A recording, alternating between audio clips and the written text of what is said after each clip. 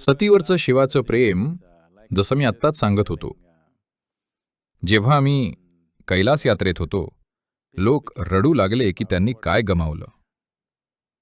त्यांनी गमावलं काहीच नव्हतं, पण त्यांना तसं वाटलं. तर हा असा एक क्षण असतो जेव्हा तुम्ही स्वतःला त्यात जाऊ देता. तर शिवाचं सतीवरचं प्रेम अगदी तसंच आहे. तो असा एक क्षण होता जेव्हा त्याने स्वतःला त्यामध्ये जाऊ दिलं, भावनेच्या आणि जीवनाच्या ओघात. ही काही मोठी घटना नव्हती. त्याच्या आयुष्यातली ही एक छोटीशी गोष्ट होती. त्याचं मौन आपल्यासाठी सर्वात महत्त्वाचं आहे. त्याचं मौनच आपल्यासाठी सर्वात मोलाचं आहे. त्याचा रोमांस नाही, लग्न नाही, पत्नीचा मृत्यू नाही, या गोष्टी नाहीत. पण त्याच्या मौनाबद्दल कसं बोलायचं? बोलण्याचा कोणताही मार्ग नाही. आता प्रश्न निघालाच आहे तर Yes, he went through all the throes of. हो, तो रोमांस, मृत्यू आणि दुःखाच्या सर्व संघर्षातून गेला. पण ज्या क्षणी त्याने ते बाजूला सारलं, तो तिथे शांत, निश्चल बसला, जणू काही घडलंच नव्हतं. जणू त्याच्यासोबत काहीच घडलं नव्हतं. आणि खरंच त्याच्यासोबत काही घडलं नव्हतं.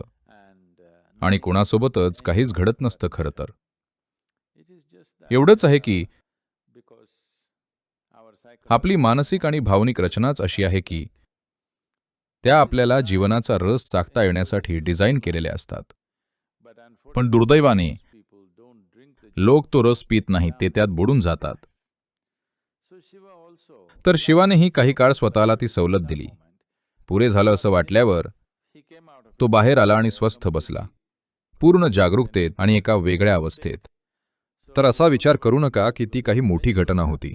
ती एक छोटीशी गोष्ट होती त्याच्या आयुष्यात, आणि ते ठीक होतं. त्यामुळे तो अधिक मानवी वाटला, कारण लोक स्वतःला त्याच्याशी जोडू शकले, कारण त्यानेही दुःख केलं होतं. वेगवेगळ्या प्रकारच्या दुःखात असलेल्यांना यामुळे थोडा आनंद मिळतो की शिवानेही काही काळ सोसलं.